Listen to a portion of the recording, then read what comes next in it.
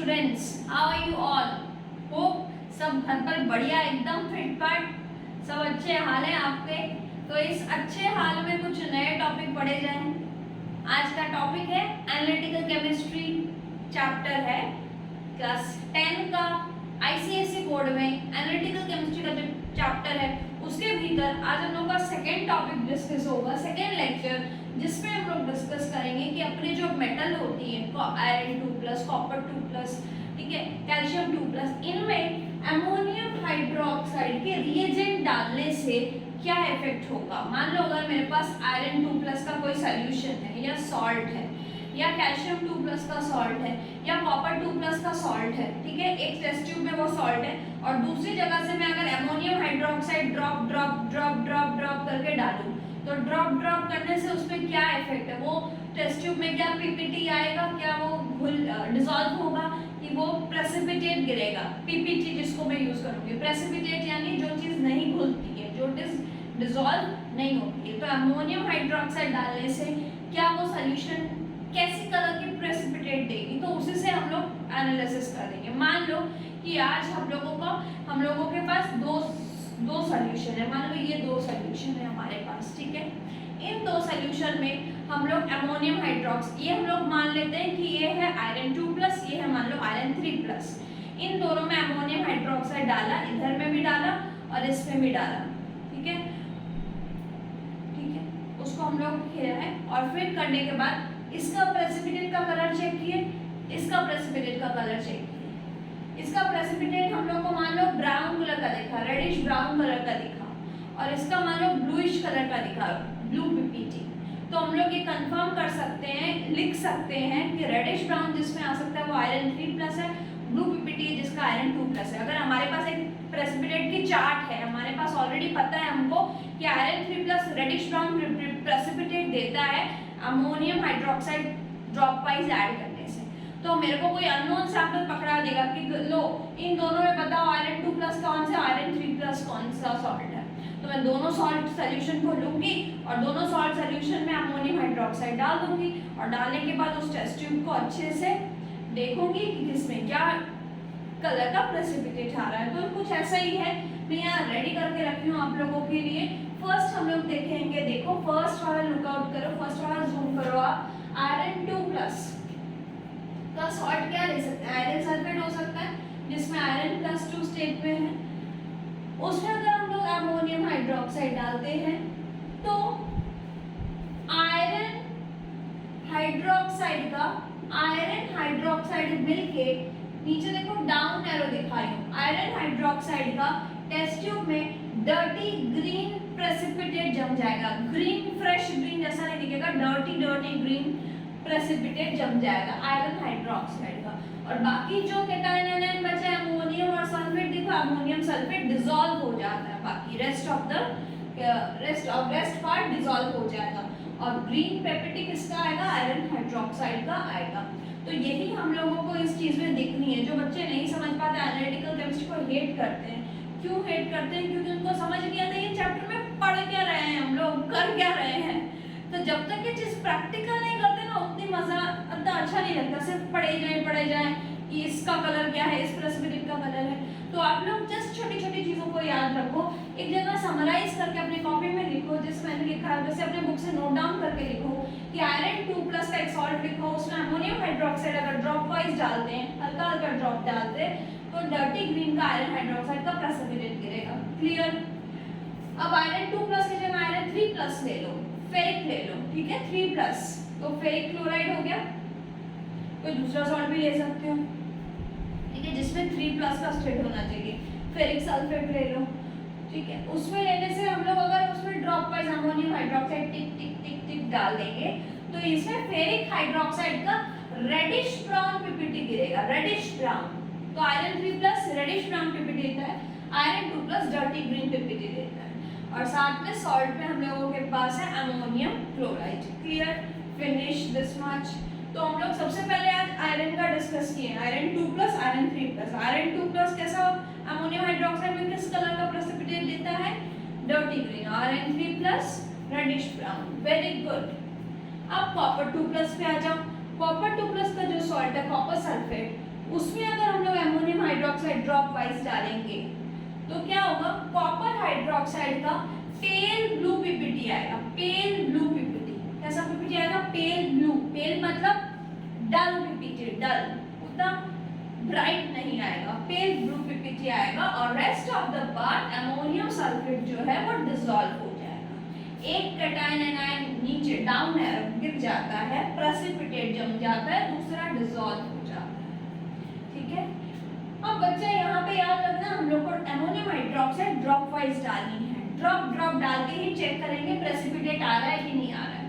ऐसे बस करके अमोनियम हाइड्रोक्साइड डाल दोगे ना तो देखोगे प्रेसिपिटेट ही चला गया है, तो मिस नहीं कर दो। ये मैंने फर्स्ट लेक्चर में भी कहा था कि अगर हम लोग इस अमोनियम हाइड्रोक्साइड को एक्सेस डाल देते हैं, भर के डाल दो, इसमें अगर हम टेस्ट ट्यूब पूरा एक साथ ही डाल देते, टेस्ट ट्यूब वाइज ही ड्रॉप वाइज नहीं डाल के एक्सेस डाल देते हैं तो पीपीटी भी डिसॉल्व हो जाएगी, पीपीटी भी नहीं रहेगी।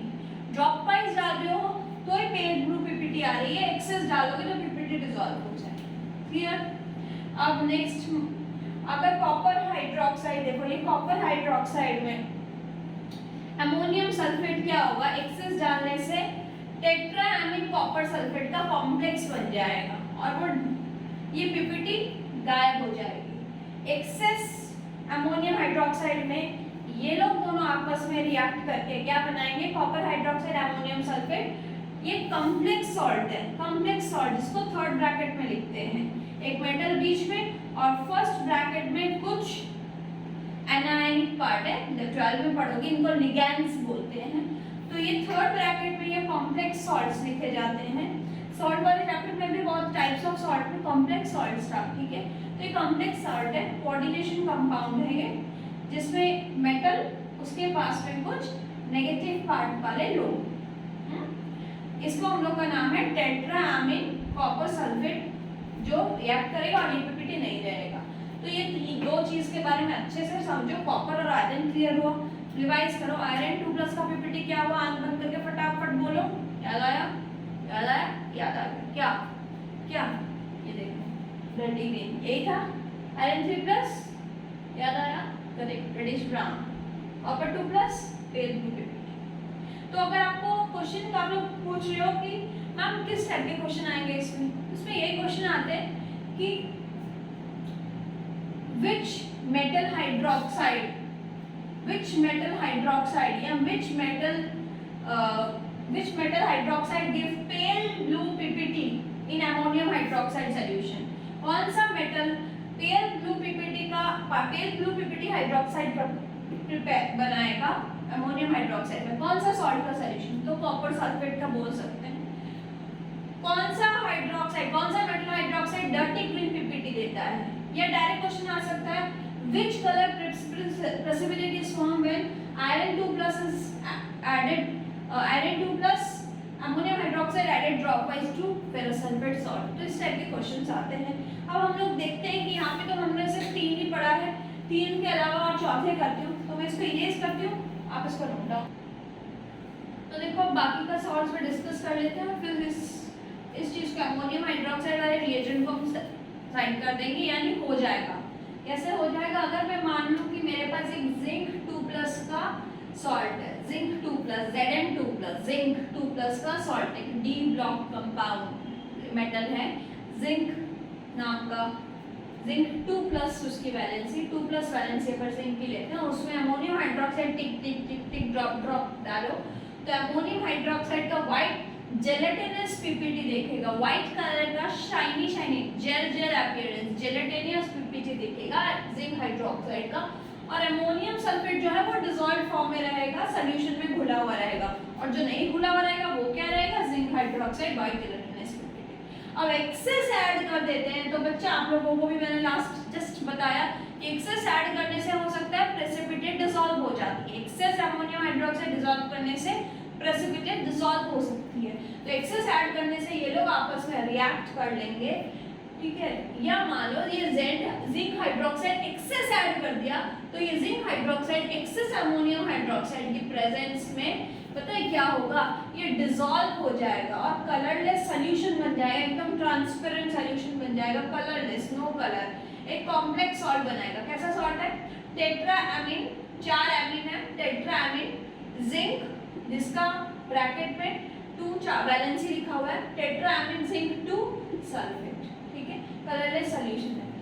तो ड्रॉप वाइज डालने से white gelatinous PPT, zinc 2 plus का एक्सेस डालने से कॉम्प्लेक्स सॉल्ट बनेगा टेट्राएमीन जिंक 2 सल्फेट का। ओके, अब आ जाओ लास्ट सॉल्ट पे, लेड 2 प्लस, लेड का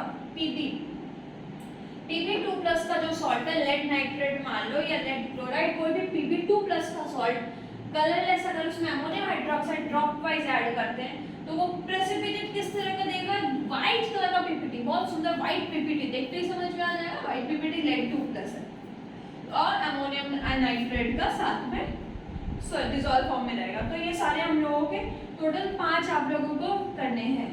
क्या क्या करने हैं बताओ फटाफट।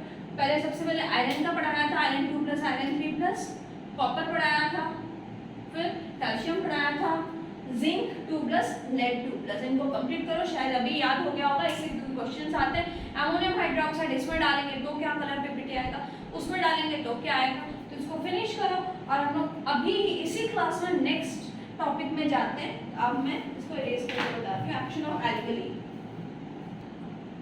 तो देखो अब हम लोगों के पास कुछ नया चीज है, इस नई चीज को पहले पूरा बोर्ड देखते ही, इतने सारे इक्वेशंस और रिएक्शन देखते ही घबराओ मत, एक एक करके जाएंगे तो सब समझ आएगा, तो डोंट वरी। हम लोग इसमें करेंगे क्या, एक्शन ऑफ एल्कली और मेटल।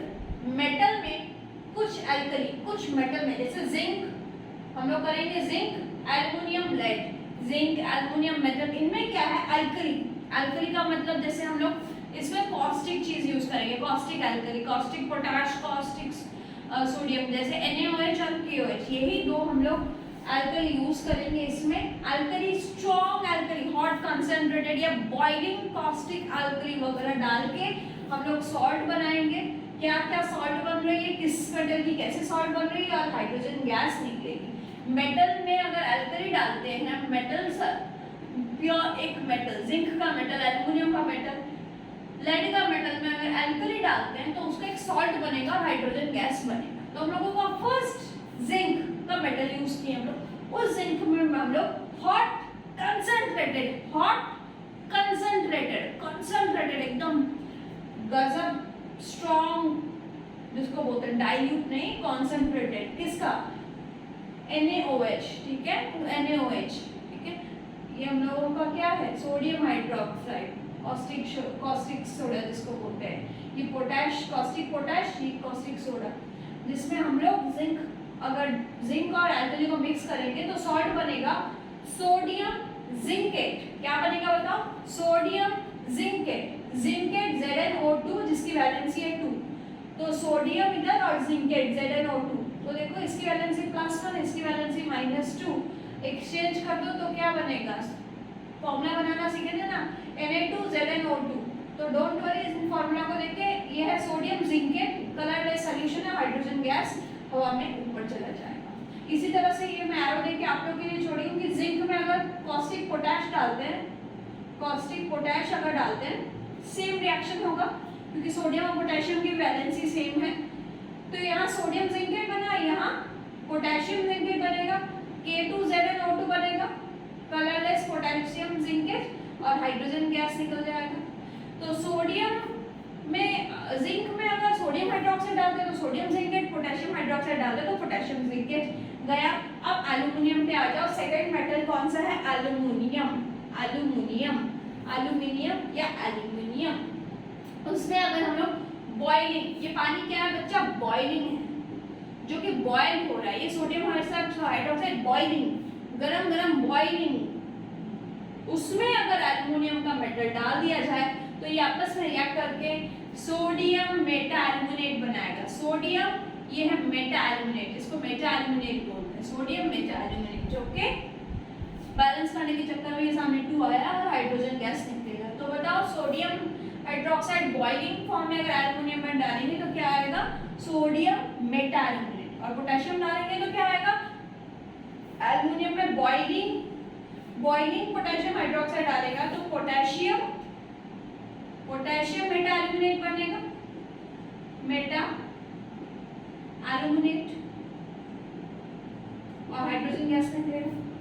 लास्टली अगर लेड का अगर सॉल्ट है आपके पास, लेड का मेटल है, लेड मेटल में सोडियम हाइड्रोक्साइड डालते ही सोडियम प्लम्बाइट बनेगा, सोडियम प्लम्बाइट, और हाइड्रोजन गैस प्लम्बाइट PbO2 जिसकी वैलेंसी है 2, Na2PbO2 बनेगा।